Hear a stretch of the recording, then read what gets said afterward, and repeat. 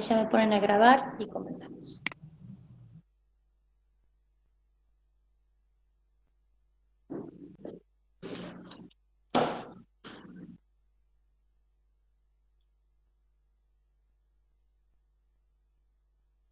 Bien, el tema de hoy es un tema grande que se llama dispersiones.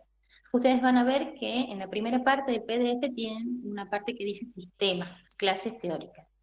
Ese tema solamente lo dieron en clase teórica, no está en el libro de la cátedra tampoco, y por eso lo tienen ahí en la primera parte.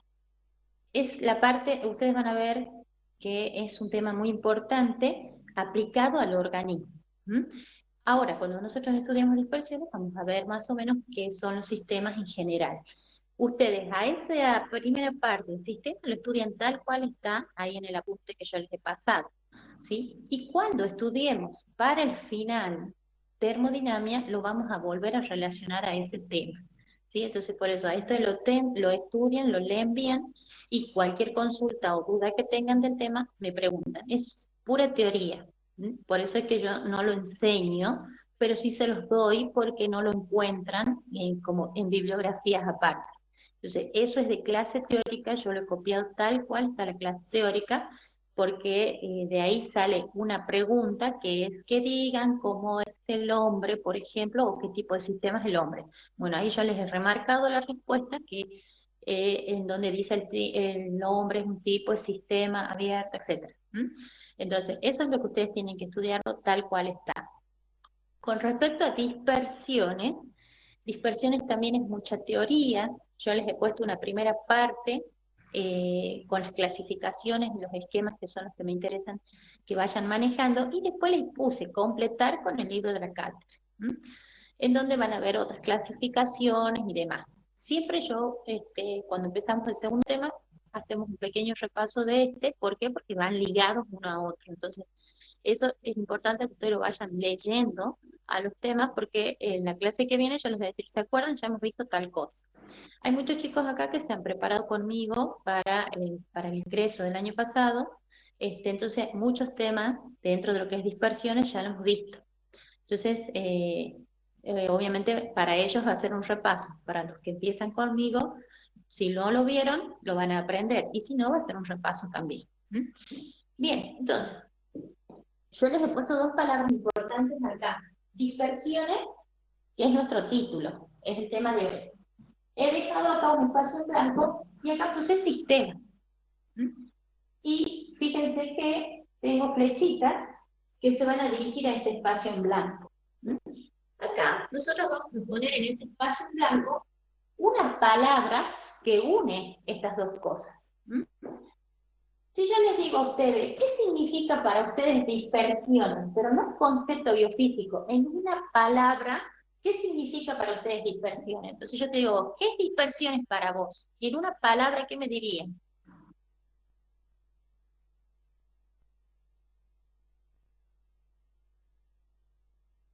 ¿Qué se les ocurre que es? Separación. Separación. Bien, ¿qué más?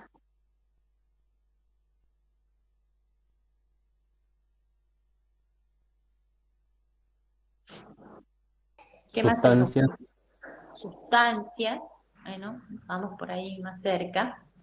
¿Qué más?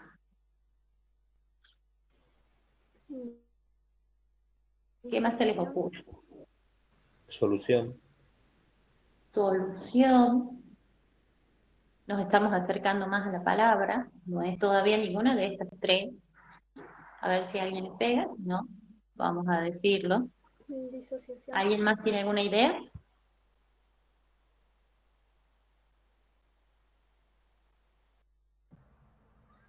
Es una palabra mágica.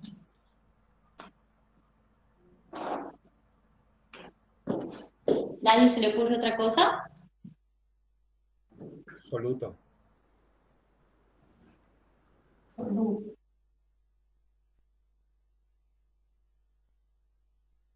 ¿Qué puse ahí? Mezcla. Mezcla, exactamente. Entonces, ¿qué son las dispersiones para ustedes? Bueno, muchos de ustedes dijeron soluto, solución, separación, pero dentro de todo eso me está englobando esto, mezclas. ¿Mm? Entonces, ¿qué son las dispersiones? Son mezclas. Y ahí yo ya estoy diciendo el concepto. Sin saber biofísica, puedo dar el concepto de las dispersiones. Pero acá tengo sistemas. Entonces yo digo que los sistemas también son mezclas. Por eso fíjense en la flechita que me marca. Dispersiones son mezclas. Y los sistemas que son mezclas. ¿Mm? Y esto, ¿por qué yo les digo que es una palabra mágica? Porque me une el concepto de sistemas con dispersiones. Y ahí me va a mostrar el panorama de lo que yo tengo que aprender hoy. ¿Mm? Y les va a ayudar a ustedes para que vean que no se debe estudiar por separado. Todo lo tengo que relacionar y razonar. ¿Mm? Entonces, ustedes, todo lo que ya han aprendido en primer año, lo tenemos que relacionar con todo lo que vamos a aprender ahora en segundo. Y después todo lo que han aprendido en primero y en segundo lo van a relacionar con lo que han aprendido en tercero. Entonces esto sirve para que ustedes aprendan y vean qué importante es estudiar bien todas las materias, ¿sí? ¿Por qué? Porque las tengo que relacionar. Tengo que saber relacionarlas unas con las otras. Cuando lleguemos a tercero y veamos semiología, en semiología yo ya tengo que aprender todo lo que yo ya vi en primero y segundo de la parte normal de mi paciente, ¿sí? Y lo voy a poder encarar.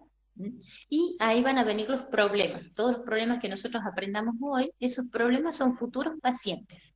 Entonces, como yo resuelva el problema, así le voy a resolver la salud a mi paciente, ¿sí? Entonces, para eso sirve biofísica, para aprender a razonar, para poder interpretar el problema que se me presenta, que dentro de unos años va a ser una persona, ¿sí? Entonces, eso, miren ustedes, como una sola palabra,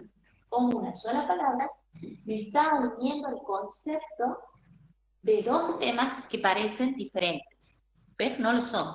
Entonces, vamos a empezar primero a hablar del sistema.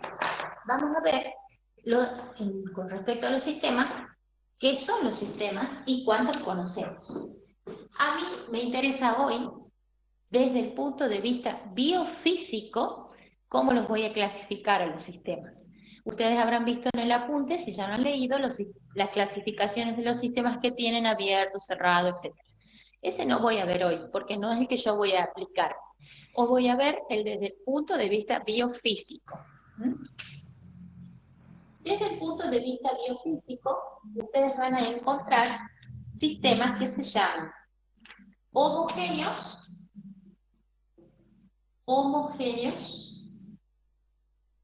y heterogéneos.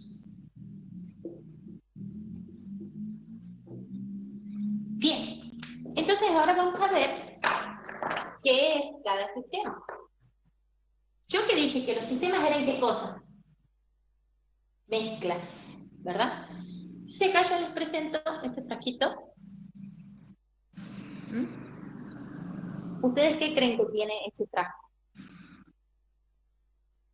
Agua. Agua, muy bien.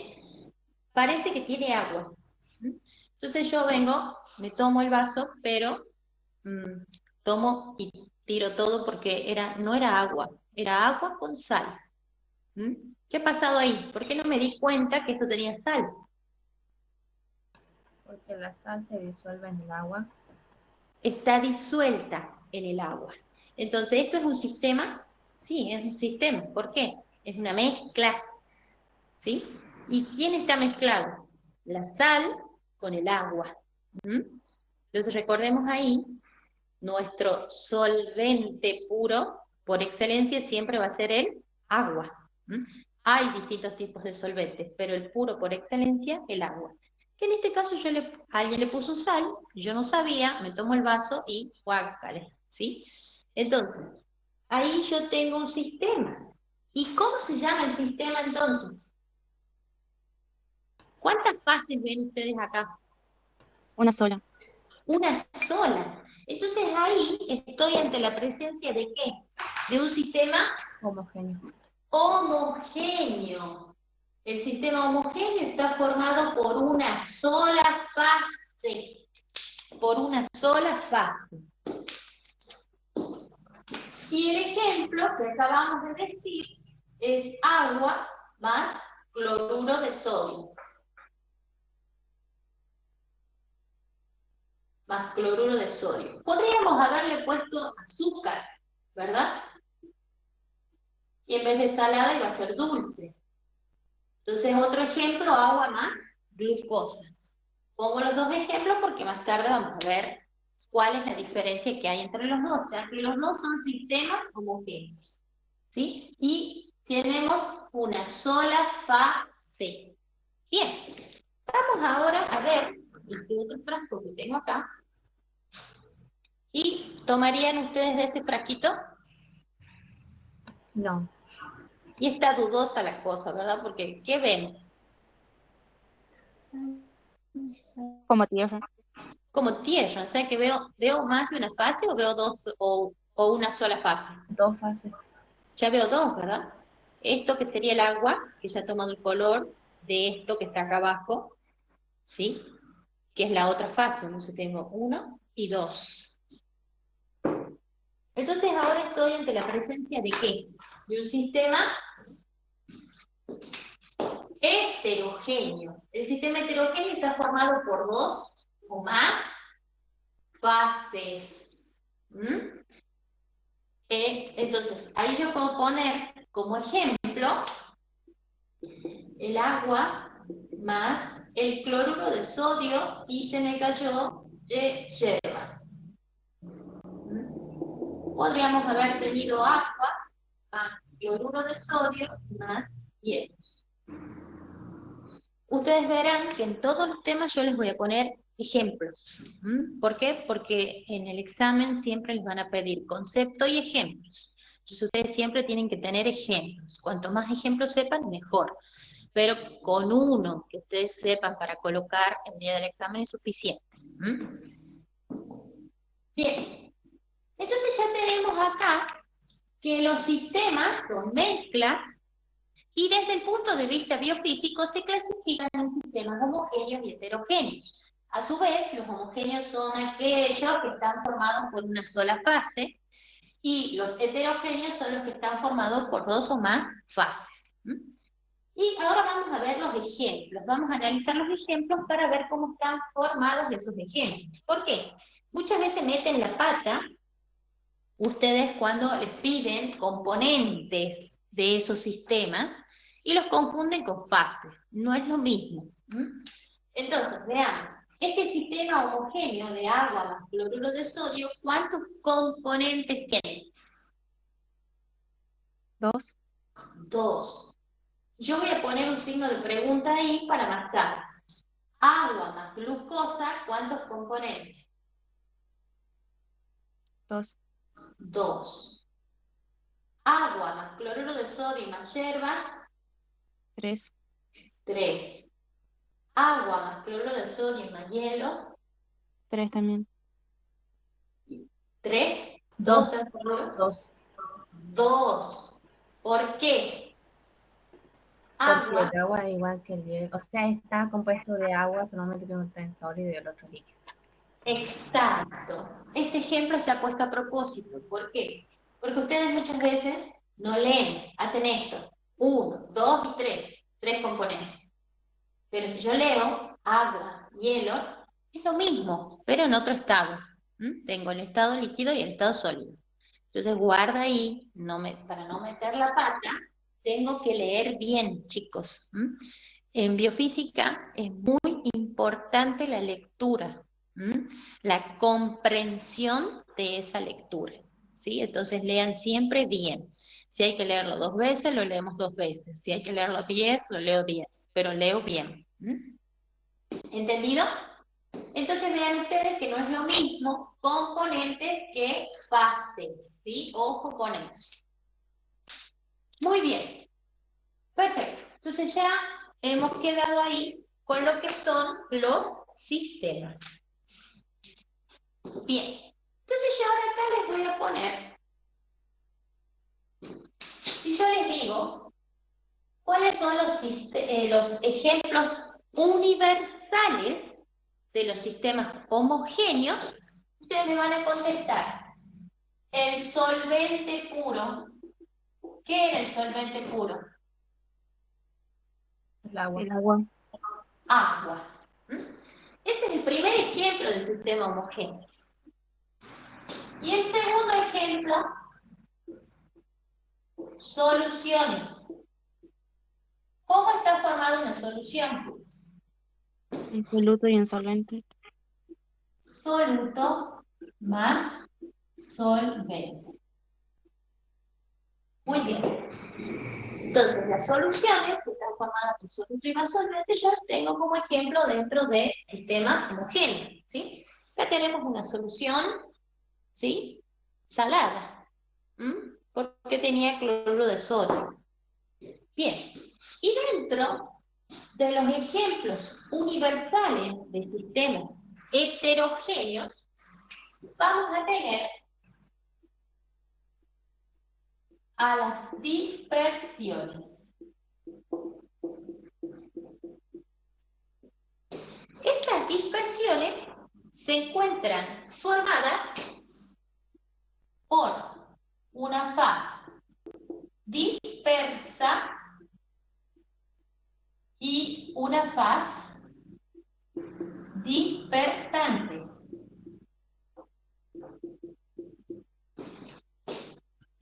¿Qué será la faz dispersa y qué será la faz dispersante? ¿Alguien sabe?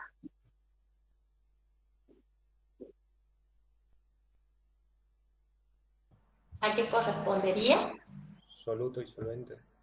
Soluto y solvente. ¿Quién es el soluto?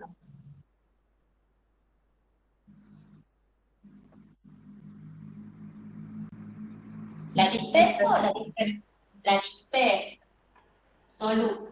¿Y la dispersante? El agua. El agua. Solvente.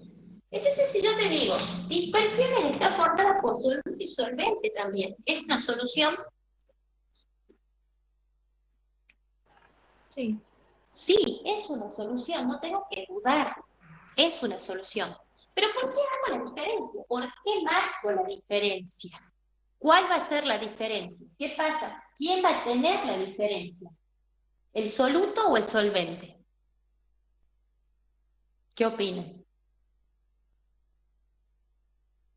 En base a lo que acabamos de estudiar. Acá. ¿Quién es el que marca? El soluto. El soluto me está marcando la diferencia. ¿Por qué? ¿Cuál es el tamaño del soluto acá? ¿Mayor o menor que en la solución? Es mayor. Es mayor, por eso yo lo veo. Yo acá lo veo. Lo estoy viendo al soluto. ¿Acá ustedes lo ven al soluto? No, ¿verdad? Entonces, esa es la diferencia, chicos. Quiero que entiendan bien esto, que lo razonen. No que lo estudiemos de memoria. Podamos entender que estamos estudiando. Entonces yo te digo, bien, listo. Entonces, las dispersiones, ¿cuál va a ser el concepto de las dispersiones sin haber estudiado nada? Yo puedo decir que las dispersiones son mezclas de sustancias. Sí, son mezclas de sustancias. Las dispersiones, ¿puedo decir que son sistemas? Sí, son sistemas. ¿Qué sistemas? Heterogéneos. Y puedo decir que las dispersiones son sistemas heterogéneos más un sistema homogéneo. ¿Podré decirlo?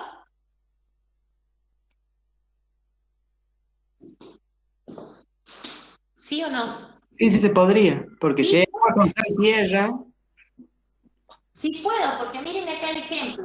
Agua más cloruro de sodio, ¿qué sistema era? Homogéneo. Homogéneo. Pero cuando yo le agregué el otro soluto, la hierba, la tierra, las piedritas, ya lo cambia, ya no es homogéneo, ya es heterogéneo, pero el ritmo es sumatoria de los dos. ¿Entienden? ¿Entienden? Por favor, esto es importante que lo entiendan para que después, cuando estudien la teoría del tema que viene, lo puedan aplicar. Y no se hagan tanto lío, porque a veces les piden el concepto de las dispersiones y no saben qué poner. ¿Sí? Entonces, esto es muy importante. Este esquema yo siempre lo hago para que ustedes a partir de esto me puedan decir qué son las dispersiones. Entonces, ahora yo te digo, ¿puedo decir entonces que las dispersiones son soluciones? sí, puedo decir que son soluciones. Y por eso es que ustedes van a ver que en el libro de la cátedra estudian los distintos tipos de soluciones dentro de las dispersiones. ¿Mm? Entonces por ahí se vuelven locos porque me dicen, pero al final, ¿las dispersiones son soluciones o no? Sí, son soluciones. ¿Mm? Pero yo, ¿dónde voy a ver la diferencia? En el tamaño del soluto. Y eso es lo que te va a dar a vos las distintas clasificaciones que vas a ver. ¿Entendido? Bien, entonces, para terminar este tema, vamos a ver acá dos cositas. ¿Se acuerdan que yo les dije acá? Tengo agua más cloruro de sodio. Y acá tenía agua más glucosa. Hemos dicho que esas dos son soluciones o son sistemas homogéneos. Pero ya puesto ahí encima pregunta el cloruro de sodio porque cuando ven componentes, vamos a ver qué pasa. ¿Por qué le hago el signo de pregunta?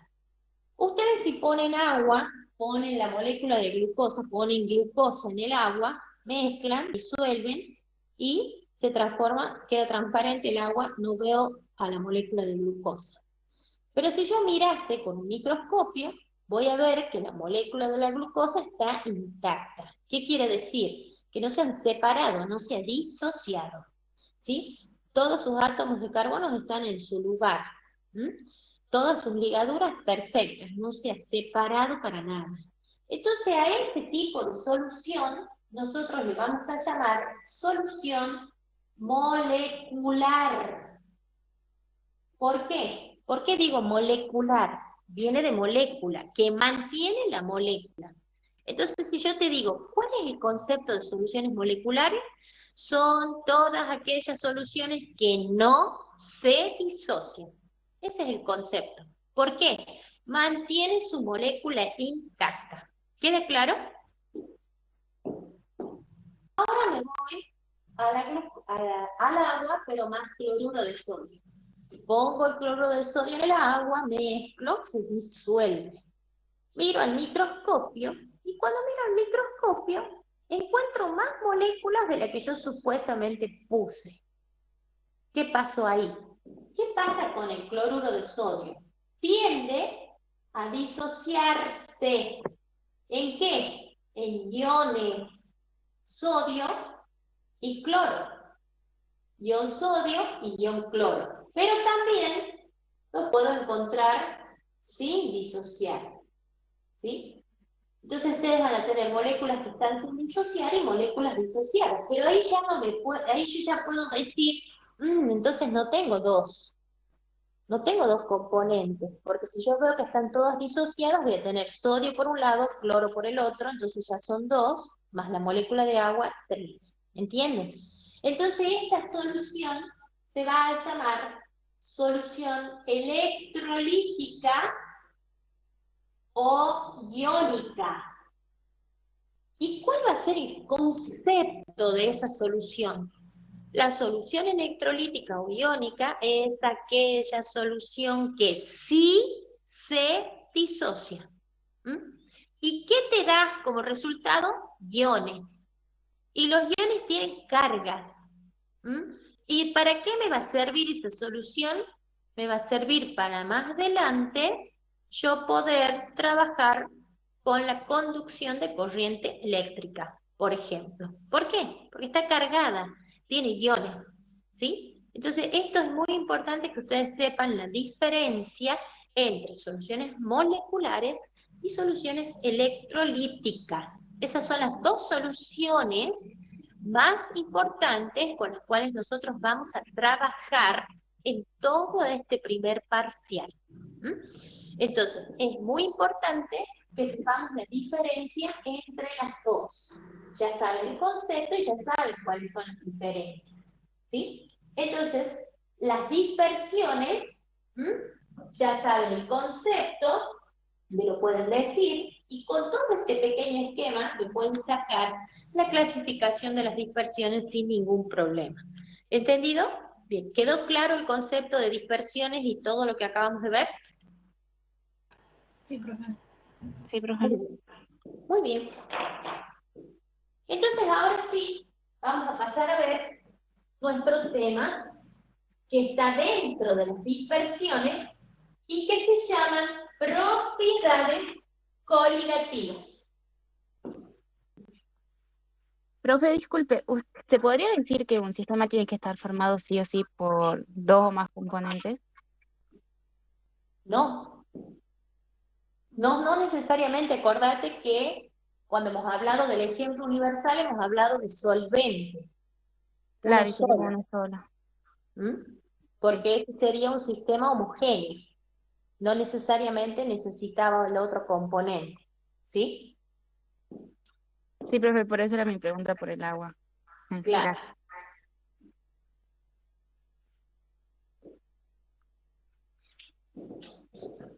Bien. Perfecto, entonces, el tema que nosotros vamos a ver, el tema grande que yo digo, se llama propiedades coligativas.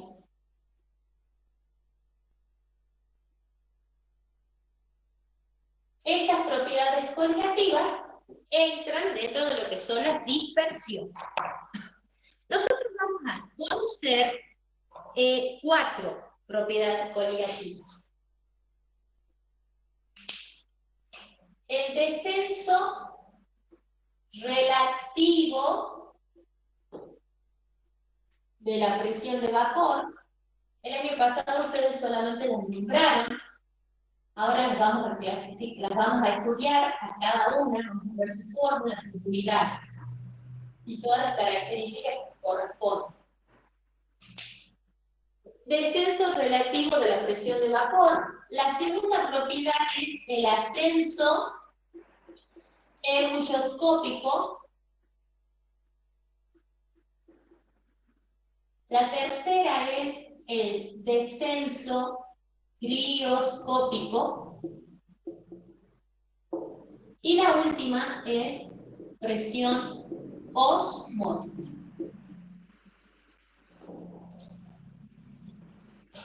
Profe, ¿Sí? ¿qué podría nombrarlas de nuevo, por favor? Que se me cortó. Las propiedades son descenso relativo de la presión de vapor, ascenso ebulloscópico, descenso crioscópico y presión osmótica. ¿Sí? Esas son las 4 propiedades coligativas que yo voy a conocer. De estas 4, nosotros hoy vamos a estudiar las 3 primeras. Esas se las estudia juntas. Descenso relativo de la presión de vapor, ascenso ebulloscópico y descenso crioscópico. Se las estudia a las 3 juntas. ¿Por qué? Porque la presión osmótica, y eso es una pregunta de examen, es la propiedad coligativa más importante. Es la propiedad coligativa más importante. ¿Por qué? Por su aplicación biológica. ¿Entienden? Entonces, pregunta de parcial. Nombre las propiedades coligativas, cuántas son, e indique cuál es la más importante de ellas. Nombran las 4, y la más importante es la presión osmótica por su gran relación o aplicación biológica. Y por eso es que la estudiamos como un tema separado. Pero no puedo no nombrarla acá en las propiedades coligativas porque es una propiedad coligativa. ¿Entendido? Nombro las 4. Pero si me piden desarrollar, solamente desarrollo estas 3. Porque presión osmótica lo van a tomar como un tema aparte. Que ese es el segundo tema del trabajo práctico que viene. ¿Sí? Entonces, hoy estudiamos las 3 primeras, que va a ser la base para que nosotros podamos continuar con la presión osmótica la semana que viene. ¿Entendido?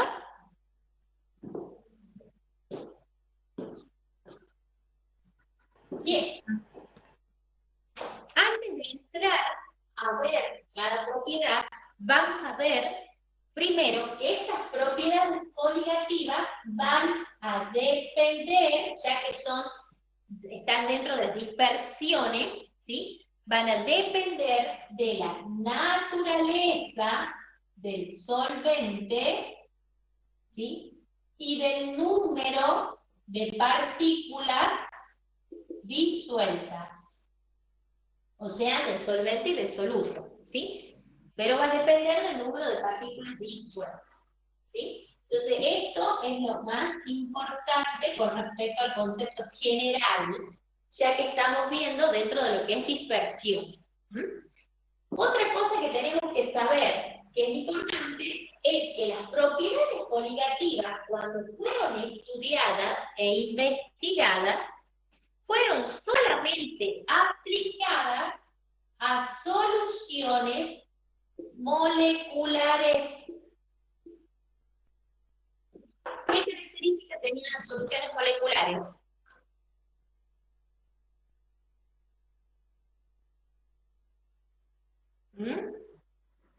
Que no se disociaba. Muy bien, que no se disocian, ¿sí? Presten siempre atención en toda la clase porque todo lo que yo digo lo vamos a volver a ver en el mismo momento. Entonces les tienen que estar atentos. Entonces, perfecto, como dijo la compañera, las soluciones moleculares no se disocian. Entonces, todas estas propiedades coligativas, todas las 4, solamente fueron aplicadas a estas soluciones cuando se las investigó. Ahora, si yo digo que esto se puede aplicar al organismo, mi pregunta es, ¿yo tengo en mi organismo solo soluciones moleculares? No.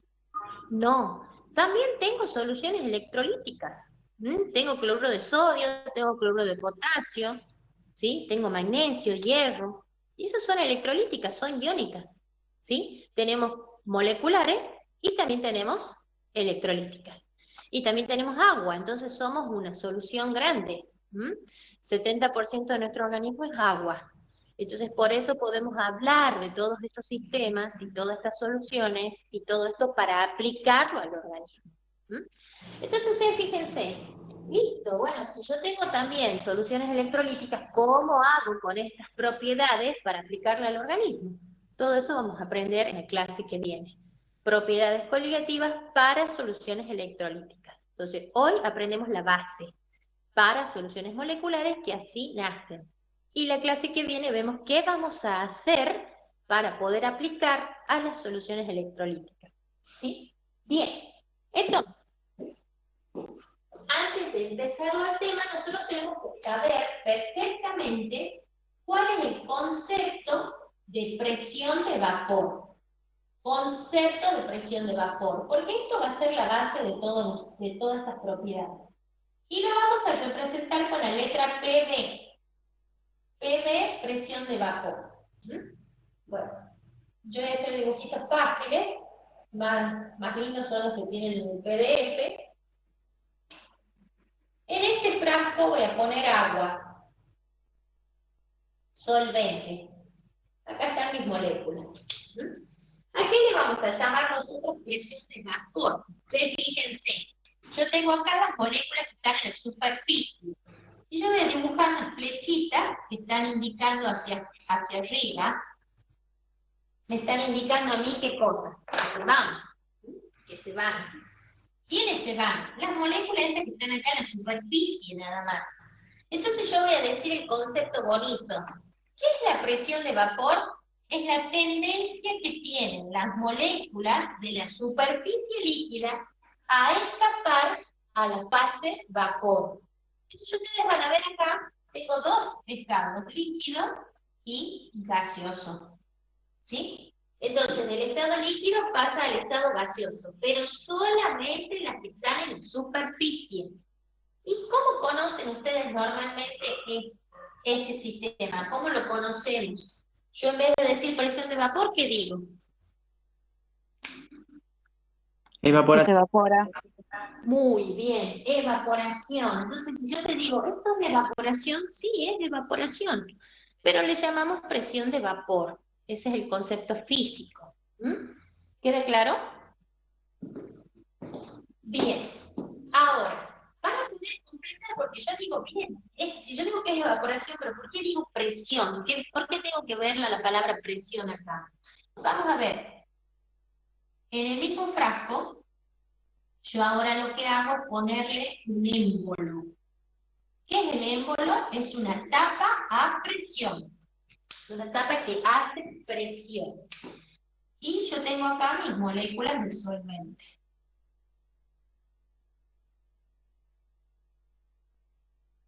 Bien. Entonces yo ahora veo ahí las moléculas de la superficie, está la tapa, esta tapita. Con esa tapa yo estoy haciendo presión. Hago presión.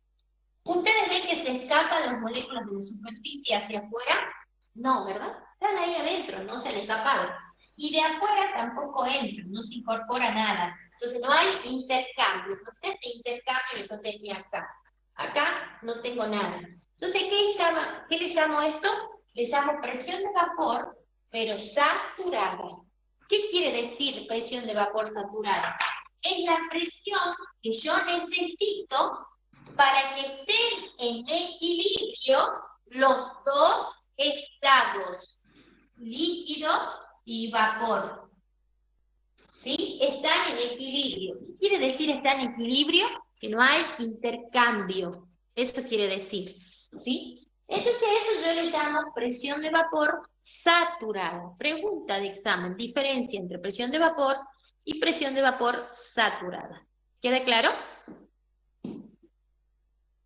¿Quedó entendido entonces? Sí, profe. Sí, sí. Muy bien. Bueno, ya tengo los dos conceptos y ahora vamos a ver, vamos a hacer el gráfico ahora, pero vamos a comparar la presión de vapor. Acá yo tengo el solvente. Y acá, en este frasco, voy a poner una solución. Esta solución está formada por un soluto no volátil más solvente.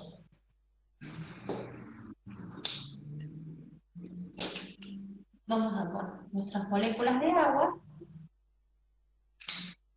y las moléculas de soluto.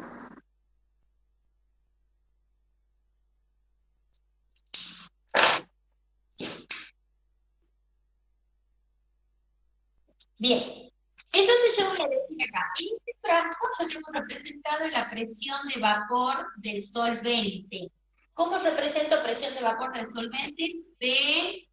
PBO, chiquitico, ¿sí?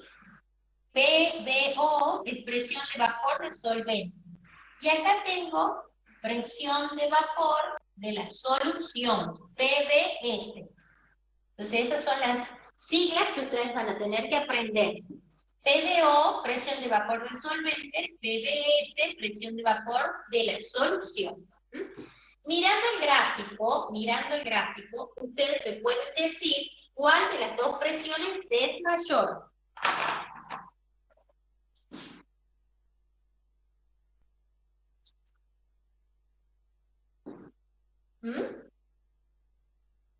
Lo del solvente.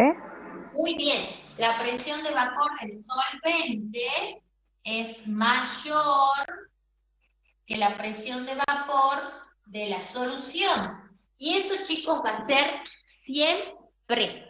La presión de vapor del solvente es mayor que la presión de vapor de la solución. ¿Por qué? Recordemos que la solución estaba formada por un soluto no volátil más solvente. ¿Qué característica tiene ese soluto no volátil? Tiene la característica de retener moléculas de agua. Entonces ustedes fíjense que acá son poquitas las que se han escapado, a diferencia del solvente puro, que son todas estas que se han ido. Y acá son poquitas, ya que el soluto está reteniendo moléculas. Y por eso la solución va a tener siempre menor presión de vapor que el solvente. ¿Queda claro? Esto es el fundamento de todas las propiedades coligativas. En base a eso, nosotros vamos a poder hacer todas las propiedades. Bien.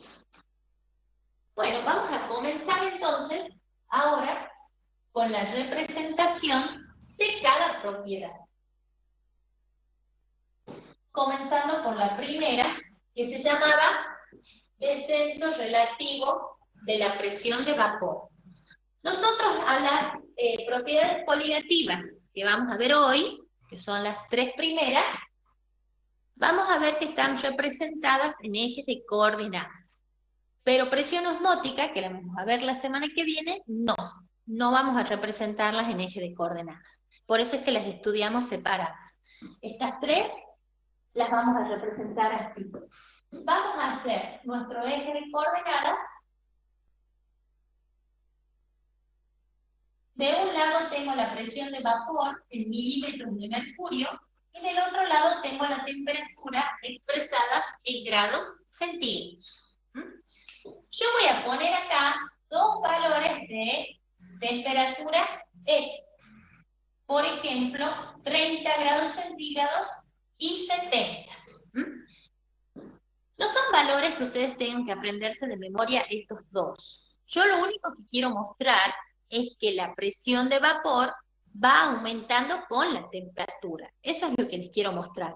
Entonces, si ustedes no se acuerdan del 30 y 70, pueden poner A y B, recordando que uno es mayor que el otro. Y siempre se va a representar primero al solvente puro y después a la solución. ¿Por qué? Recordemos que el solvente puro es nuestro testigo, es el que ya tiene todo investigado, todo lo que se ha experimentado con el solvente puro. Entonces todos los valores ya están calculados y ya están sacados, ese va a ser mi testigo. Siempre trabajo con el solvente puro primero. Entonces, yo voy a decir, ¿cuál será la presión de vapor del solvente a 30 grados centígrados? Entonces voy a poner un valor X, lo voy a poner acá, PBO a 30 grados. A 70 grados, ¿cómo va a estar esa presión? Yo les acabo de decir que la presión de vapor aumenta con la temperatura. No es que dependa, sino que aumenta. Ya vamos a ver esa diferencia. Entonces a 70 la voy a dibujar acá arriba, lo más alto que pueda. PBO. Bien. Y vamos a unir esos puntos y se forma una curva. Esa curva representa la curva de la presión de vapor del solvente. Bien, y ahora voy a representar a la solución. ¿Cómo era la solución? La presión de vapor de la solución era menor, ¿verdad? Entonces, a 30 grados centígrados, ¿a dónde la voy a dibujar? Por debajo del solvente, porque es menor. Se lo dibujo por debajo. PDS. A 70 grados va a aumentar también la presión de vapor de la solución, pero por debajo del solvente. PBS. Y ahora uno los puntos y vamos a obtener la curva de la presión de vapor de la solución. Entre estas dos se forma ahí, esto que se forma ahí, es una diferencia. Esa diferencia que se forma se llama descenso de la presión de vapor. Eso se llama descenso de la presión de vapor, o delta PV. ¿Qué significa? Es la diferencia que hay entre la presión de vapor mayor menos la presión de vapor menor. ¿Quién es mayor? El solvente menos la solución. Entonces acá, chicos, nace la primera fórmula que se llama descenso de la presión de vapor. Descenso de la presión de vapor. ¿Cómo se llamaba la propiedad coligativa? descenso relativo de la presión de vapor. O sea que esto que yo encontré acá no es la propiedad, es parte, pero no es la propiedad coligativa, porque esta dice descenso relativo. O sea, acá me falta la palabra relativo. Acá dice descenso de la presión de vapor. Esta es la fórmula principal, es el concepto de lo que es el descenso de la presión de vapor. Para poder hacerlo, nosotros acá hemos hecho en el gráfico el uso de dos temperaturas. Podríamos haber usado 4, 5, 6. ¿Por qué? Porque yo les acabo de decir que la temperatura hace que ascienda la presión de vapor. Y por eso es que no usé un solo valor de temperatura, no hay un valor fijo. ¿Sí? Y se saca lo que se va a llamar una media. Después, si yo tuviera que hacer varios cálculos. Entonces se va complicando hacerlo a los gráficos. Entonces lo que se busca es independizarlo de la temperatura. Por eso nace el descenso relativo. ¿Qué significa relativo? Viene de relacionar. ¿Y qué más? ¿Qué más significa relativo? Significa comparar. Entonces yo les puedo decir, este felpón en relación a este, ¿qué estoy haciendo? Comparando. Este es el felpón viejo, el que yo ya tenía, y este es el nuevo, lo he comprado hoy, entonces lo estoy comparando. Entonces yo comparo ¿qué cosa? Algo que yo conozco con algo que no conozco. Eso significa relativo. Entonces yo ¿a quién conozco acá? ¿A quién conozco? ¿Quién era mi testigo? La presión de vapor del solvente. ¿Se acuerdan? Ese era mi testigo. Yo ya lo conozco su valor a ciertas temperaturas. Entonces, yo no voy a tener que relacionar con lo que no conozco. Siempre el que no conozco va arriba y el que conozco va abajo. ¿A quién no conozco? Al descenso de la presión de vapor, no la conozco, la estoy estudiando ahora. Entonces, ¿con quién la voy a relacionar? Con el descenso de la presión, perdón, con la presión de vapor del solvente, que era mi testigo. PBO menos PBS, eso era el descenso, ¿se acuerdan? Tengo que igualar los miembros, entonces acá pongo PBO también.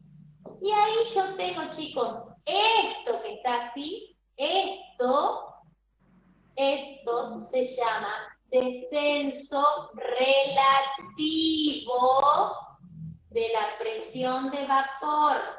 Y ahora sí tengo la propiedad coligativa. ¿Sí?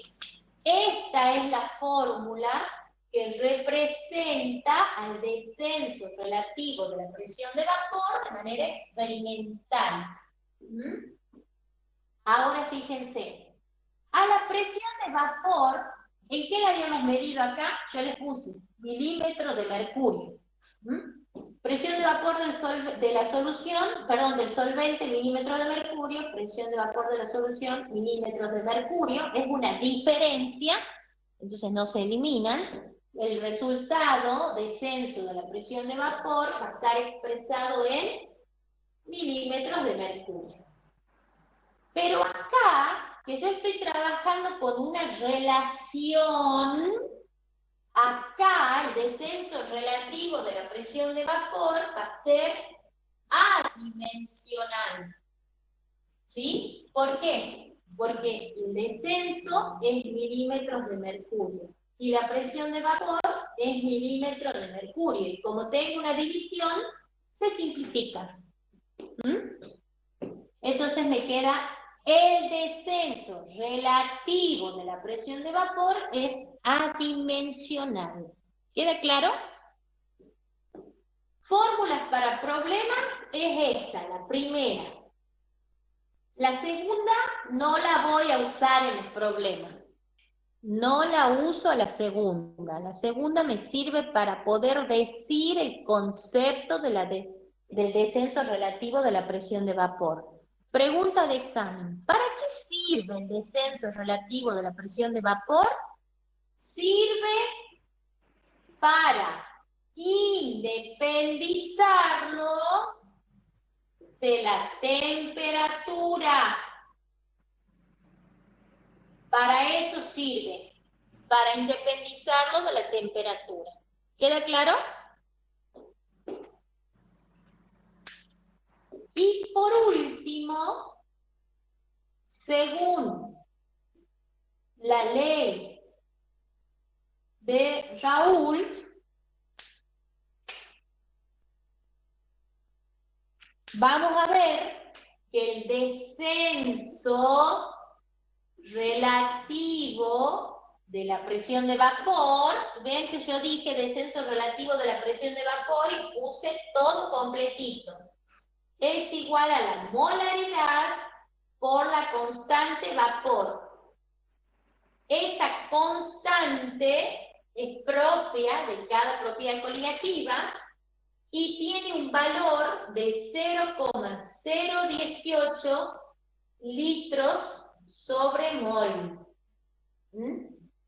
Esa es la unidad de esta constante. Constante que tienen que saber, chicos, tienen que saber el valor. Por eso yo les digo que a medida que vayan haciendo los problemas se van a ir acordando todo, las fórmulas y los valores de constantes. Y esta fórmula sí la voy a utilizar para los problemas. Entonces, la que vamos a utilizar es la 1 y la 3. El descenso de la presión de vapor y el descenso relativo de la presión de vapor, pero según la ley de Raoult. Ustedes de esta misma fórmula pueden calcular el descenso de la presión de vapor. ¿De qué manera? Despejan, PBO está dividiendo, va a pasar al otro lado multiplicando. Entonces puedo calcular el descenso. ¿Entienden?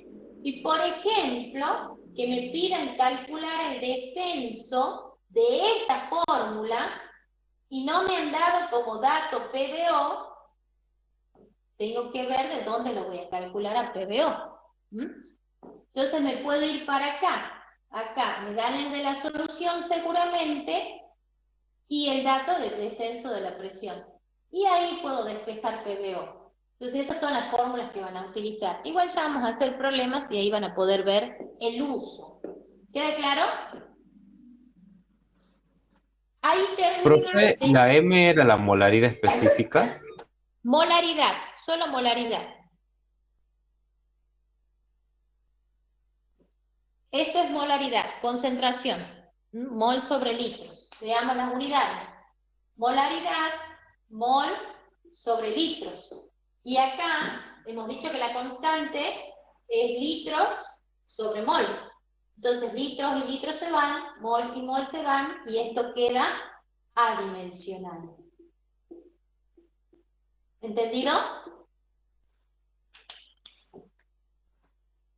Bien. Ahí termina esta propiedad. ¿Quedó claro? ¿Tienen alguna duda?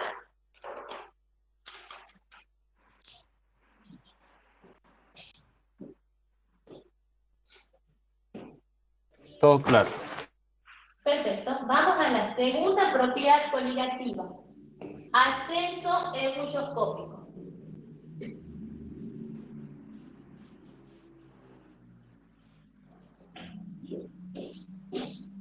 En esta segunda propiedad, antes de empezar, vamos a hacer un pequeño cuadrito entre las diferencias que hay entre evaporación y ebullición. La evaporación, ¿sí? Yo les voy a decir, la primera característica de la evaporación es que es independiente de la temperatura.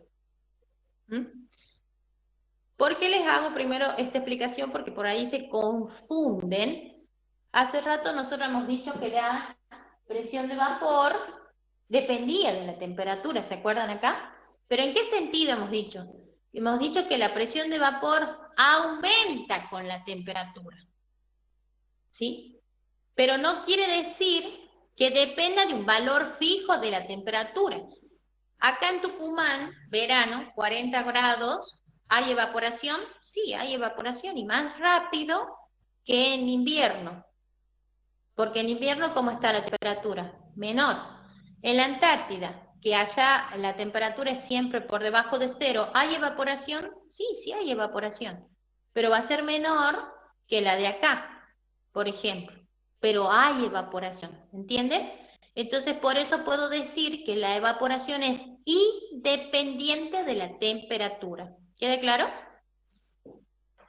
Entonces, ese es el primer punto. La evaporación independiente de la temperatura. La ebullición. La ebullición sí depende de la temperatura. ¿Por qué? Y bueno, porque yo tengo que tener una temperatura exacta para que haya ebullición. ¿Cuál es la temperatura de ebullición del agua? 100 grados centígrados. 100 grados centígrados. Si yo no estoy a 100 grados, no hay ebullición. Si yo pongo el termómetro y estoy en 80 grados centígrados, no estoy en ebullición. Estará caliente, pero no está en ebullición. Cuando llegue a los 100, ahí yo tengo ebullición. ¿Entendido? Entonces, la ebullición sí depende de la temperatura. ¿Queda claro? La evaporación, hemos dicho que se daba ¿dónde? En la superficie líquida. ¿Sí? En la superficie líquida. Ahí se daba. ¿Sí? Entonces ustedes dejan un frasco de agua en la mesa de luz, la marcan, se van a dormir, al otro día se fijan, o pasan 2 días y se fijan, y va a ver que está por debajo de la marca. Entonces va evaporando. Se van yendo las moléculas que están en la superficie. Entonces la evaporación se da en la superficie líquida. En cambio, la ebullición no es que las moléculas de la superficie nada más están a 100 grados, no. Toda la masa tiene que estar a la misma temperatura para que pueda haber ebullición. Toda la masa. Entonces, todas estas moléculas, todas estas están a 100 grados. Entonces, por eso ustedes cuando ven que está a 100 grados, la característica de que está hirviendo son las burbujas, ¿verdad? El burbujeo que ustedes ven. Y está toda la masa líquida está burbujeando. Entonces, en la ebullición se da en toda la masa líquida. ¿Entendido? Bien. La evaporación se lo conoce como un proceso de enfriamiento. Si ustedes salen, por ejemplo, de bañarse, por más que haga calor, no se han terminado de secar todavía, pero empiezan a sentir un frescor. Y si hace frío, sienten frío. ¿Por qué? ¿Qué está pasando? Las moléculas de la superficie de la piel, las moléculas esas de agua que a ustedes les quedaban, comenzaron a evaporarse, entonces comienza a sentirse ese cambio, y el cambio es menor temperatura de las moléculas que se han ido. ¿Por qué? Fíjense, yo tengo acá las moléculas de la superficie líquida. Estas, ¿sí?, aumentarán su energía, estarán más calientes para poder irse al otro estado. Pero las que quedan están en su temperatura normal, están frías, ¿sí? Entonces la sensación no es de las moléculas que se han ido, sino de las que quedan, de las que han ascendido ahora. Esas están frías. Entonces este es el proceso que usan los motores de auto, por ejemplo, para no recalentarse. Usan un proceso de evaporación, ¿sí? Y de esa manera están constantemente fríos, si no, estarían fundiéndose todo el tiempo.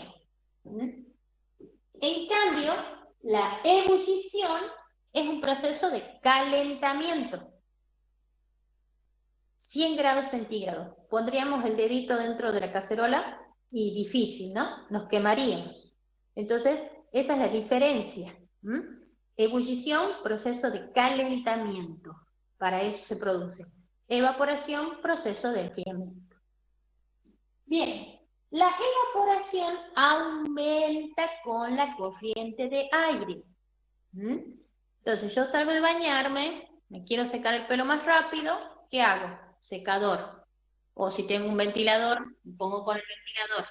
La ropa la sacan de la centrífuga, los días que están feos, que estaban por llover, la ponen en la cocina, le prenden un ventilador y terminan de secarla más rápido, ¿sí?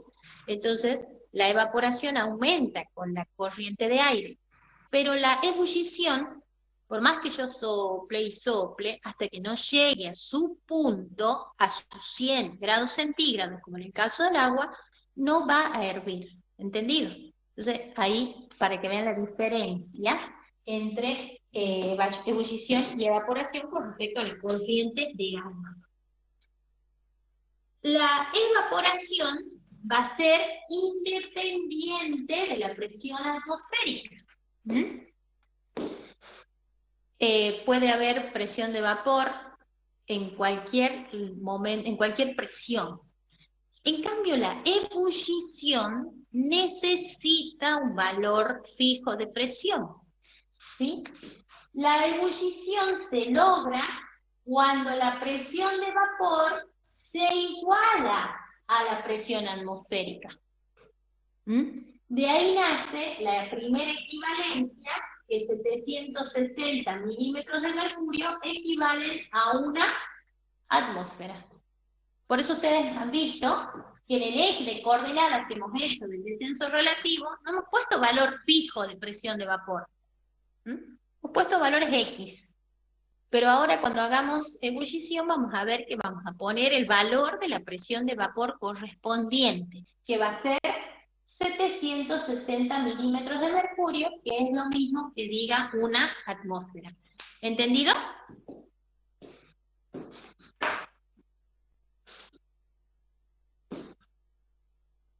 Bien.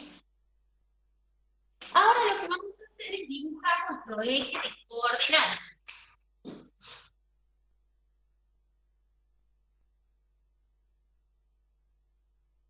Presión de vapor en milímetros de mercurio versus temperatura en grados centígrados. Y vamos a poner acá el valor de la presión de vapor, que es de 760 milímetros de mercurio. Y de nuevo vamos a representar siempre primero al solvente y después a la solución. ¿A cuánto dijimos que hierve el agua? 100 grados centígrados. 100 grados centígrados. Entonces ustedes vean, yo ya pongo el valor, pongo los 100 grados. Me voy acá y ahí tengo el puntito, ¿sí? Por donde nosotros vamos a hacer la curvita de la temperatura de ebullición del solvente. Entonces ustedes van a ver que la curvita es así. Y ahí le llaman curva de la temperatura de ebullición del solvente. TEO, o cero, como le quieran llamar. TEO, temperatura de ebullición del solvente.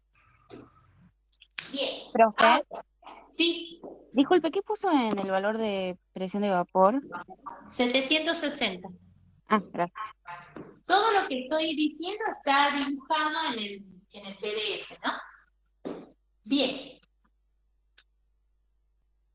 Recordemos, presión de vapor del solvente era mayor que el de la solución, ¿verdad? Eso ya lo sabemos, lo hemos visto acá. Presión de vapor del solvente mayor que la presión de vapor de la solución. Bien, ahora, el agua hierve a 100. ¿A cuánto va a hervir la solución?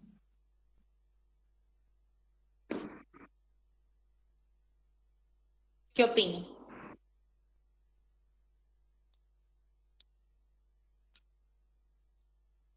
Ahora Con la mayor. temperatura. A mayor temperatura, a más de 100. Más de 100. Más de 100. ¿Por qué? Recordemos, si yo estoy acá, esta es mi solución, y estas son las pocas moléculas que se han escapado, bueno, esas son las que comienzan a calentarse a 100 grados centígrados, pero a mí me faltan otras moléculas. Entonces no me alcanzan los 100 grados centígrados para que toda la masa líquida entre en ebullición, ¿sí? Entonces por eso necesito mayor temperatura. Entonces más de 100. Entonces ahí dibujamos la curvita.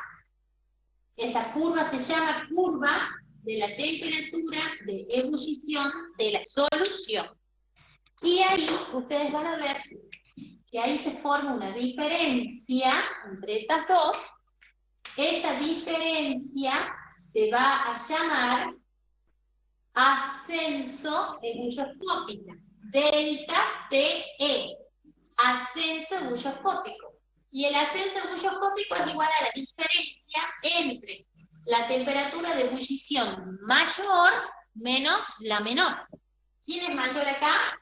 La solución, menos el solvente. ¿Sí?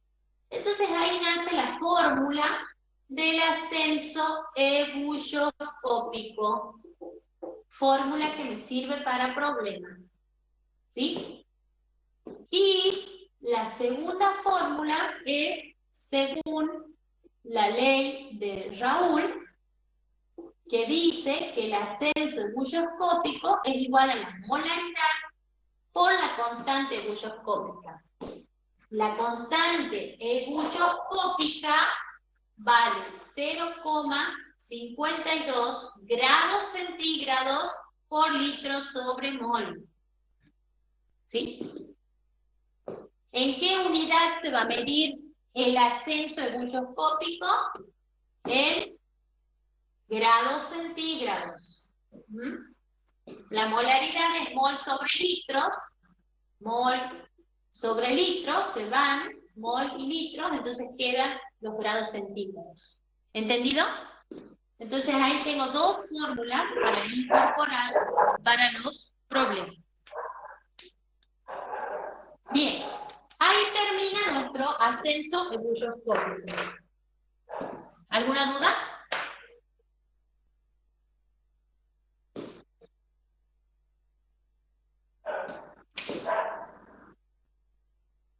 No, profe. Bien, vamos a ver entonces ahora la última propiedad que vemos hoy y que es el descenso crioscópico. Crioscópico, ¿de qué vendrá? De frío.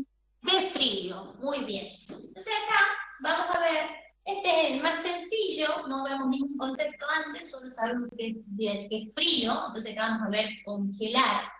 Entonces vamos a hacer nuestro eje de coordenadas. Lo que tenemos que recordar es que el descenso crioscópico o congelación, en este caso del solvente, se produce a la misma presión de vapor que la ebullición, o sea, 760 milímetros de mercurio. Trabajo con la misma presión de vapor que la ebullición. Entonces, representamos primero al solvente, ¿verdad? Entonces, ¿a cuánto congela el agua? A los 0 grados. Muy bien, 0 grados centígrados. Valor que lo tienen que saber, igual que el valor de ebullición, ¿sí? A veces no se los van a dar como dato porque se supone que lo saben. Entonces siempre hay que recordar estos dos, 100 y 0. Entonces a 0 grados centígrados me va a congelar el agua. Entonces nosotros vamos a dibujar la curvita de congelación. Curva de congelación, temperatura de congelación del solvente. Y ahora vamos a dibujar a la solución. ¿A qué temperatura va a congelar la solución? Recordemos que tiene menor presión de vapor y tiene mayor temperatura de ebullición. Entonces, ¿a qué temperatura va a congelar? A menor. Muy bien, por debajo de 0 grados centígrados. Entonces, la temperatura de congelación de la solución, el resultado siempre va a ser negativo. La temperatura de ebullición de la solución, el valor siempre va a ser negativo. Entonces, dibujamos la curvita. Curva de la temperatura de ebullición de la solución. Acá tenemos, se forma una diferencia. Esa diferencia es la que yo conozco como descenso crioscópico, que va a ser igual a la temperatura de congelación mayor menos la menor. Mayor es solvente y menor es solución. Entonces ahí tengo representado al descenso crioscópico. Todas las fórmulas que salen de estos gráficos se llaman fórmulas experimentales. Porque estoy midiendo las temperaturas para yo poder sacarlo. Entonces por eso son experimentales. Y según la ley de Raoul, el descenso crioscópico es igual a la molaridad por la constante crioscópica. Esta constante crioscópica vale 1,86 grados centígrados por litro sobre mol. Entonces el descenso crioscópico también se mide en grados centígrados. Grados centígrados. ¿Sí? Entonces ya saben, el ascenso ebullioscópico y el descenso crioscópico, la unidad es en grados centígrados. Siempre. Bien. Dos fórmulas que tenemos que saber para poder realizar los problemas. Bueno, antes de terminar, vamos a ver una pregunta de examen en que realicen siempre, una vez que tienen todas las propiedades coligativas vistas, el punto triple del agua. Punto triple del agua. Yo se los enseño, se los dibujo, ya lo tienen dibujado en el PDF, pero yo se los voy a dibujar acá para que vean cómo lo van a armar. Para que no lo estudien de memoria y vean cómo se lo arma, es más fácil que estudiarlo de memoria. Entonces, ¿cómo armamos el punto triple y qué es el punto triple? Ahora vamos a ver. Vamos a hacer un eje de coordenadas.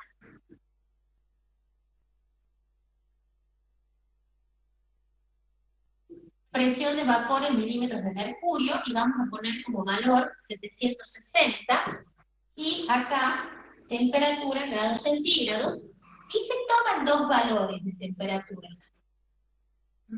0 grados centígrados y 100 grados centígrados. Entonces, ¿qué valores estamos tomando? 0 acá. 0 y 760, ¿a qué corresponde?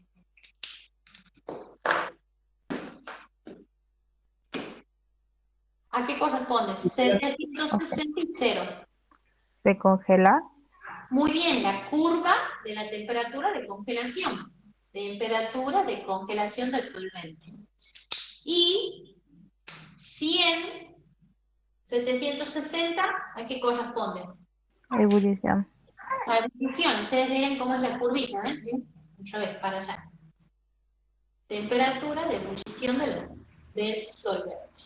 Bien, entonces miren ustedes acá, es como que se están encontrando ahí, se encuentran y chocan, digamos que chocan, para que aprendamos.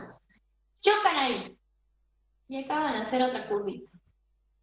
Ese punto en donde se han unido, ese punto se llama punto triple.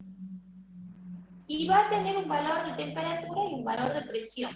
Presión 4,6 milímetros de mercurio y temperatura 0,0075 grados centígrados. ¿Sí? En ese punto, o punto triple, es el punto en donde nosotros vamos a tener en equilibrio los tres estados que intervienen acá.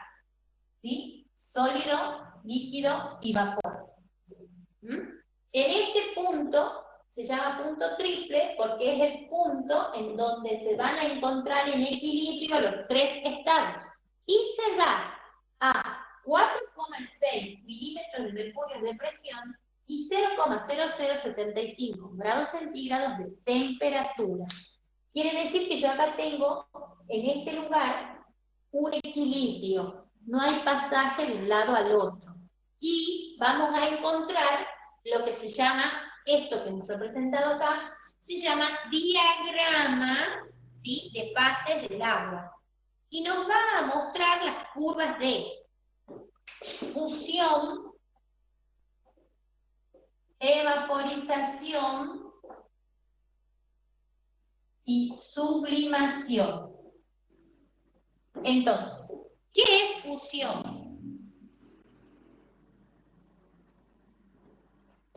¿Qué es fusión? ¿Qué cambio es? De sólido a líquido.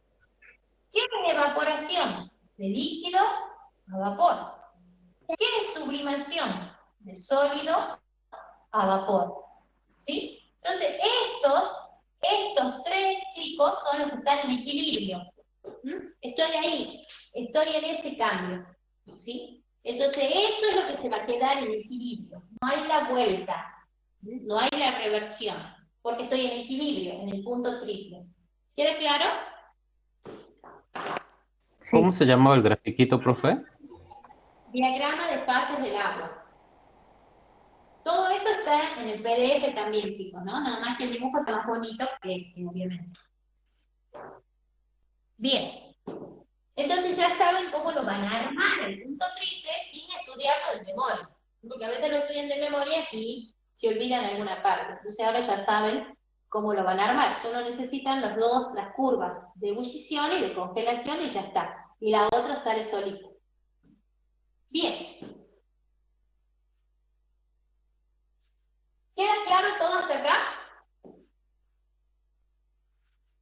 Sí, profe. Bien. Para cerrar la parte teórica, vamos a cerrar de la siguiente forma. Vamos a poner acá. Descenso relativo de la presión de vapor, según la ley de Raoul, molaridad por la constante vapor. Ascenso ebullioscópico, según la ley de Raoul. Descenso crioscópico, según la ley de Raoul. Y en la otra clase, cuando veamos presión osmótica, según la ley de Raoul, es pi igual a molaridad por la constante pi. Ya la vamos a aprender. ¿Qué tienen en común estas propiedades, estas fórmulas?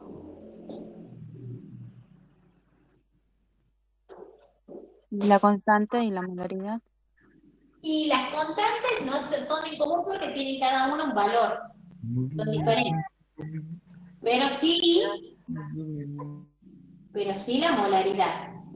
Porque la molaridad va a ser la misma. Entonces tienen en común la molaridad. Y por eso se llaman así, propiedades coligativas. Coligadas, unidas. ¿A partir de quién? De la molaridad. Entonces, si yo conozco una propiedad coligativa, puedo averiguar la otra. ¿Por qué? Porque ya tengo dos datos conocidos. La molaridad y la constante de cada una. Entonces, con que sepa una propiedad, puedo investigarla a la otra. Se relacionan entre sí. ¿Entienden? Puedo relacionar esta con esta y con esta y con esta porque yo conozco la molaridad y la constante de cada una. ¿Queda claro? Por lo tanto, tengo que saber cómo voy a medir la molaridad. Tienen que trabajar con la fórmula de molaridad que se enseña, no con la regla de 3 simple que uno aprendió en bioquímica. Entonces, ¿cómo calculamos la molaridad? La molaridad va a ser igual a los gramos de soluto dividido en la masa molar, o como ustedes lo conocen, peso molecular, por el volumen de solución. El volumen de solución, chicos, tiene que estar expresado siempre en litros. El gramo de soluto es gramo. El peso molecular o masa molar es gramos sobre mol. ¿Sí? ¿Y en qué unidad me tiene que quedar la molaridad? Mol sobre litros. Entonces veamos, gramos se van, y ahí tengo mol y litros. ¿Sí? Entonces esta es la fórmula con la que ustedes van a medir la molaridad. ¿Sí? Esta es la que yo voy a trabajar. Entonces, si yo necesito calcular la molaridad para calcular cualquier propiedad coligativa y me dan estos datos, la uso acá. O necesito calcular la molaridad y me dan los datos del ascenso ebullioscópico, la puedo calcular de ahí. Puedo calcular de la propiedad coligativa que yo tenga todos los datos. Van a ver ustedes que tienen muchas otras formas de medir concentración, normalidad, ¿sí? Molaridad y las porcentuales.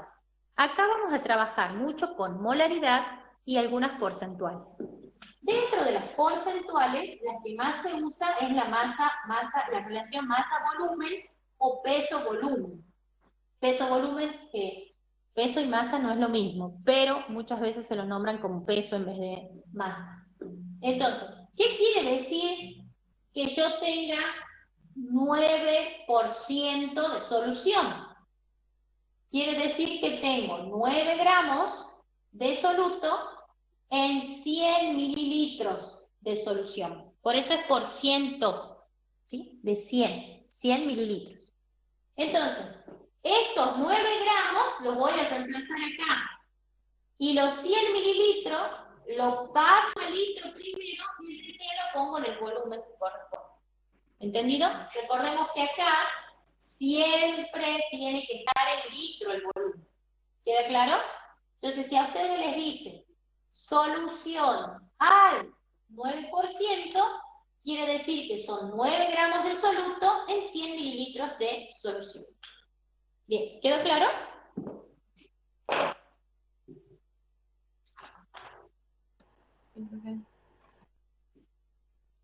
Bien, yo les voy a hacer ahora un problema para que les quede la base de cómo se resuelven, y después ustedes van a hacer en la casa los otros que tienen ahí en el listado, que son 11 problemas. Yo hago uno, ¿sí? Y después les voy a pasar las fotos de todas las fórmulas que tienen que tener en cuenta. Y ustedes van a ir haciendo durante la semana los problemas, y me van pasando.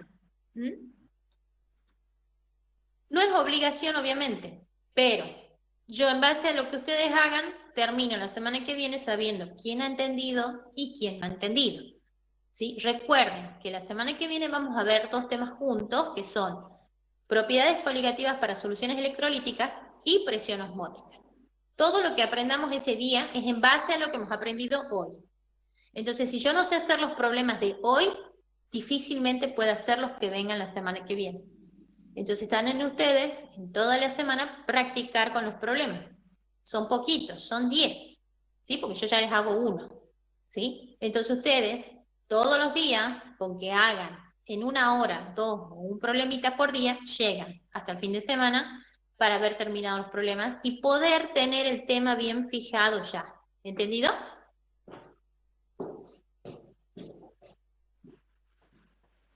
Se trabaja con la calculadora científica, no les exigen en la cátedra que la calculadora sea la tecla alfa, pero si tienen esa la pueden usar igual.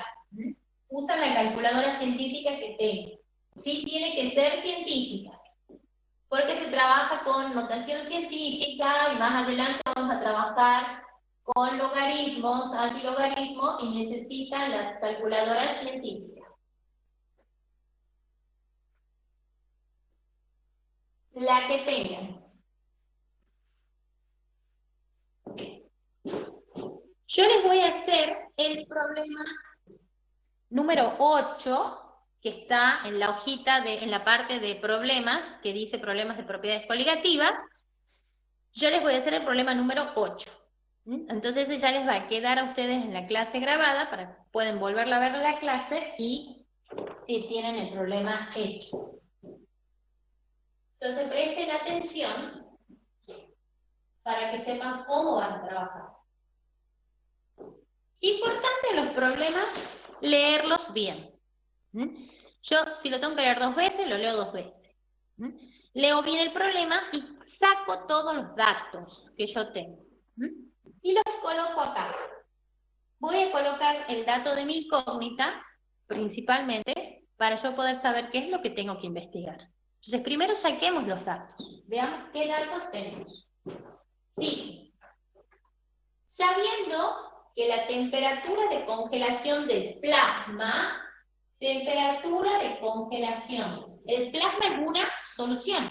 Entonces yo voy a poner temperatura de congelación en solución.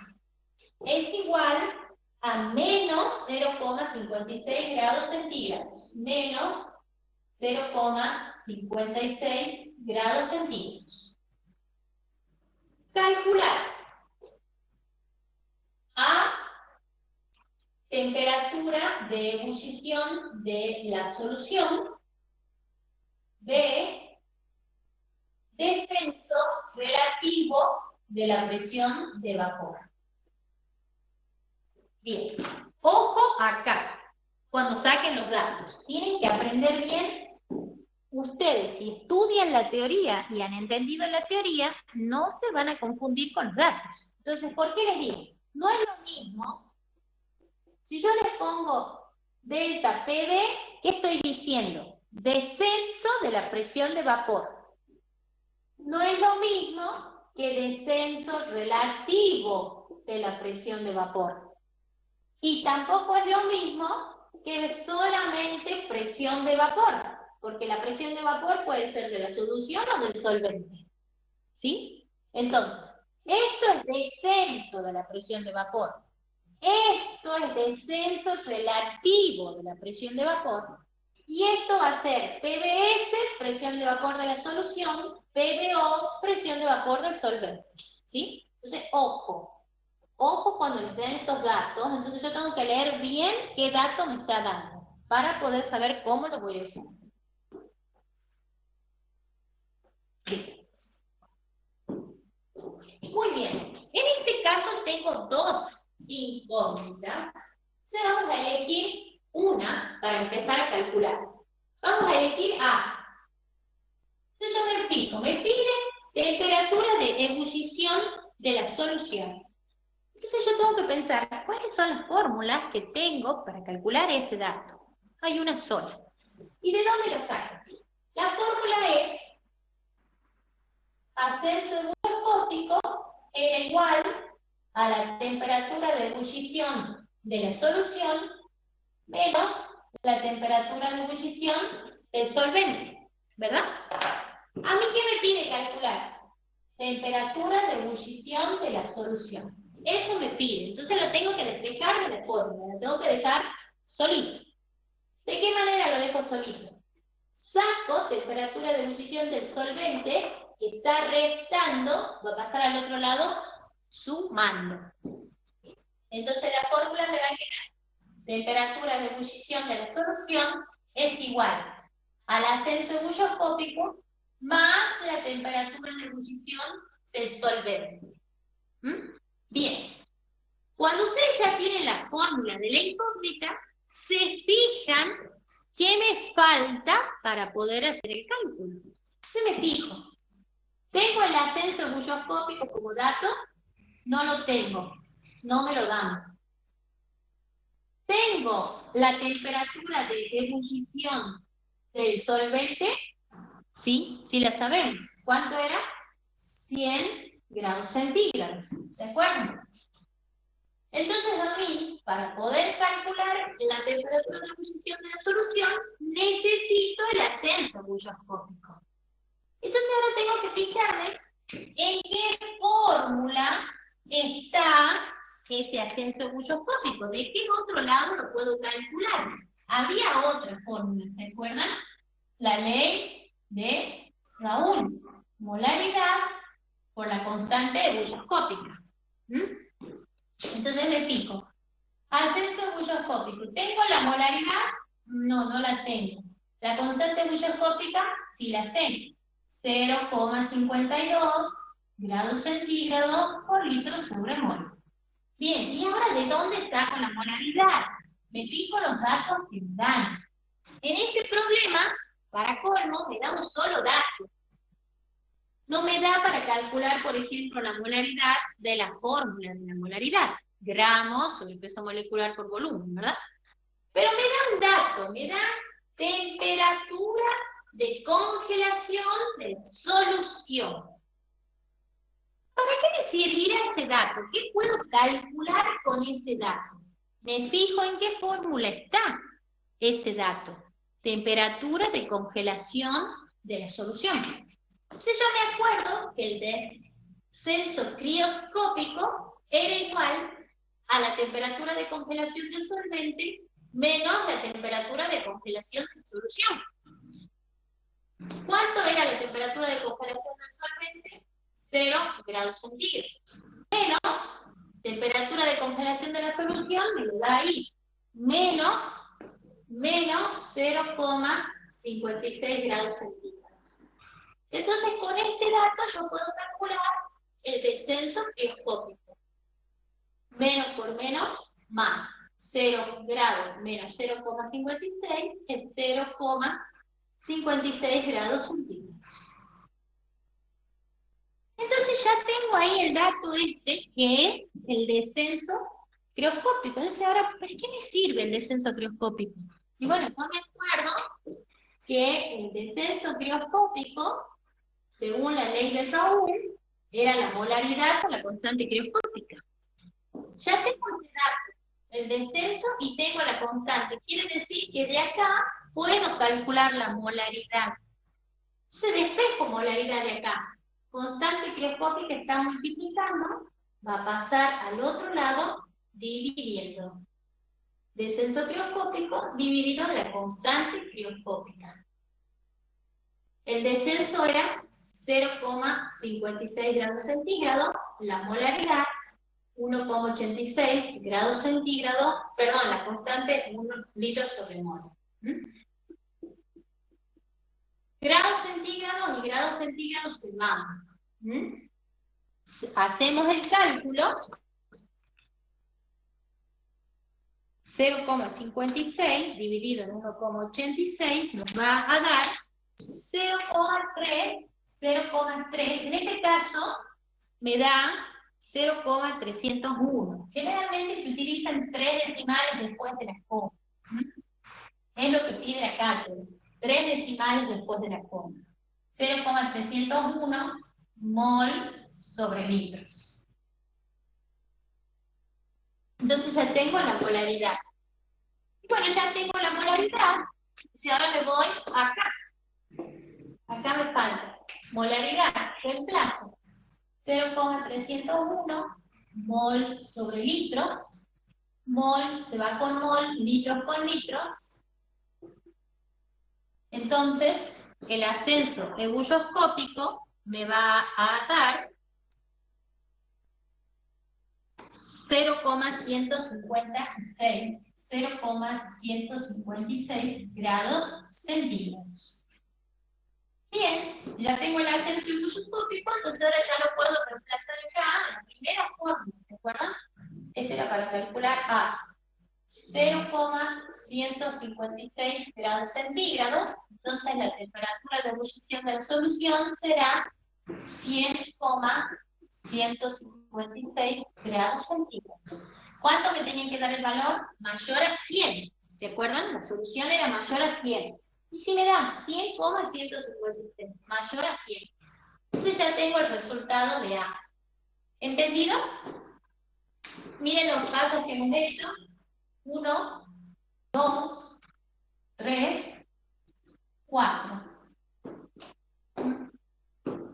Y ahora para calcular B, ya es más fácil, porque me pide el descenso relativo de la presión de vapor. Y como tengo la molaridad, puedo usar la ley de Raoult, molaridad por la constante vapor.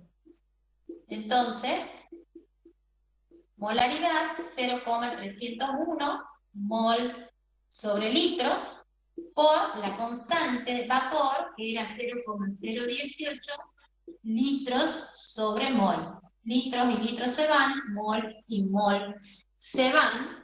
Entonces hacemos el cálculo y esto nos da 0,0054 sin unidades.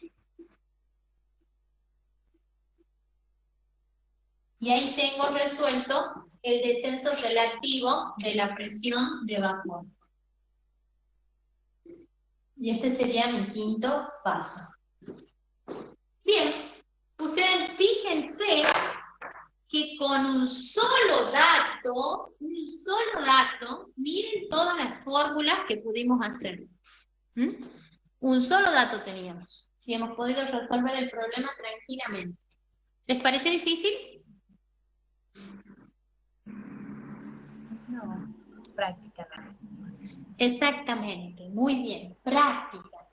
Práctica y por favor, sean ordenados. Yo sé que cuesta mucho a veces eso, o a veces muchos están acostumbrados a resolverlo mentalmente y me ponen solamente la fórmula y el resultado final. No, tienen que poner completo porque a la hora de corregir, los profesores son estrictos en ese sentido. Ellos necesitan ver el paso a paso porque también controlan el procedimiento. Capaz que no te dio el resultado y te has confundido en algo. Entonces van viendo el procedimiento. Si el procedimiento fue bien, no te restan tantos puntos. Pero si el procedimiento ya está mal, confundiste fórmulas, despejaste mal, cosas así, se van fijando para ver si te restan puntos o te anulan el problema, ¿sí? Entonces es importantísimo el procedimiento. Por eso ustedes vean que yo les he ido trabajando así, digamos, parte por parte, para que después ustedes una vez siempre se guían de la incógnita. Yo me guío de la incógnita. De ahí me fijo, ¿qué les falta para completarlo? Y voy para allá. Y después vuelvo solamente reemplazando. ¿Entienden? Y así trabajen. Tengan en cuenta, chicos, que este es primer tema.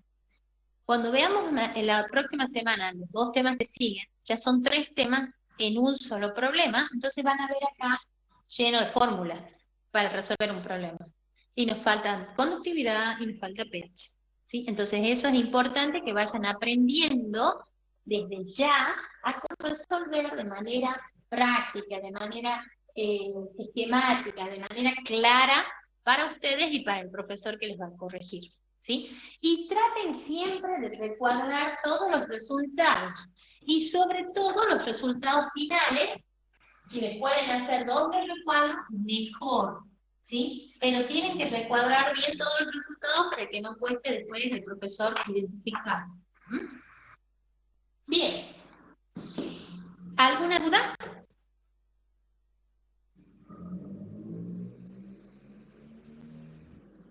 No, profe. Ninguna. Bueno, les doy la bienvenida nuevamente para este cursado. Ojalá que tenga todo el año, a todos, y podamos regularizar la materia. Yo digo podamos porque siempre sufro el mismo estrés que sufren ustedes cuando van a rendir y demás, así que bueno, los acompaño en eso también, ¿sí? Entonces, ya saben que yo estoy acá para todas las dudas, hagan los problemas, chicos, yo no me voy a cansar de decirles, pero el que no haga los problemas no va a poder salir adelante. Tienen que hacerlo a los problemas el día a día, no esperen al último momento, porque esta no es la única materia que ustedes están haciendo. En eso tienen que pensar. No es biofísica lo único, estoy haciendo física, estoy haciendo esto, o estoy haciendo mental o pública, y algunos trabajan. Entonces todo eso, ustedes tienen que aprender a organizarse y no relegar materias, no, a todas darle su tiempo. El tiempo que necesita cada una. Capaz que alguna necesita más tiempo que la otra. Pero a biofísica, si le tengo que dedicar 1 hora o 2 horas por día, bueno, se la dedico. Es para biofísica esas 2 horitas, ¿sí? Y sobre todo los problemas. Recuerden que este parcial, los problemas se ligan uno a otro. Entonces, si yo no aprendí hoy, nos va a costar mucho la clase que viene, ¿sí? Y recuerden que cuando hagamos la parte práctica presencial, yo necesito ver cómo ya van. O sea, yo toda la semana me voy a ir dando cuenta cómo vamos. Pero el día que nos sentemos acá presencial, ya les voy a ver las caras, y ahí me voy a ir dando cuenta a quién le cuesta más, a quién le cuesta menos, y en dónde vamos a ir atornillando más para que vaya mejorando, ¿sí? Entonces, yo les voy a pasar una fotito de las fórmulas que corresponden a primer parcial, para que ustedes las tengan como machetito, al principio, todas estas semanas lo van a ir teniendo, y después solita van a ver que ni se van a acordar de buscarlas, ¿sí? Ustedes vean que yo todas las fórmulas las hice ya sin mirar ningún machete, pero ¿cuántos años tengo haciendo las fórmulas, sí? Entonces imagínense, eso ya está ahí, guardado. Lo mismo les tiene que pasar a ustedes, por lo menos hasta que lleguen a fin de año, estén guardaditas ahí las fórmulas, ¿sí? ¿Y cómo se guardan las fórmulas? Haciendo los problemas, no estudiando de memoria, porque si yo la estudio de memoria no me sirve la fórmula. Entonces se va guardando a medida que voy haciendo problemas. Cuanto más problemas hago, mejor. Ahí se quema. Después de que nosotros veamos todo el parcial completo, con teoría, problemas y laboratorios, yo les voy a pasar un PDF de solamente problemas de parciales. ¿Sí? Son como 50 problemitas más, en donde ya está englobado todo. En un problema ven todos los temas. ¿Sí? Entonces eso van a tener para practicar bastante. Y después vamos a hacer las clases de consulta, que es la semana antes del parcial. ¿Sí? Yo les pongo horarios, toda la semana pongo horarios, pongo grupos, para que vengan a practicar acá con parciales viejos. Eso es lo mejor que les puede pasar, porque tienen la posibilidad ustedes de verlo al parcial, de ver cómo es el modelo de parcial, y te va a servir para poder decir, ah, sí, voy viendo bien la teoría, o me falta algo, y bueno, los problemas obviamente practicarlos siempre. Bueno, si ya no hay ninguna duda, los despido, que tengan una buena noche, que terminen de pasar linda noche, ya no sé ni qué hora es, y que tengan una hermosa semana. Muchas gracias, profe. Gracias, Feliz profe. día. Nos estamos viendo. Nos vemos. Chao, profe, nos vemos, gracias. Dale, ya les paso también el PDF de la cartilla.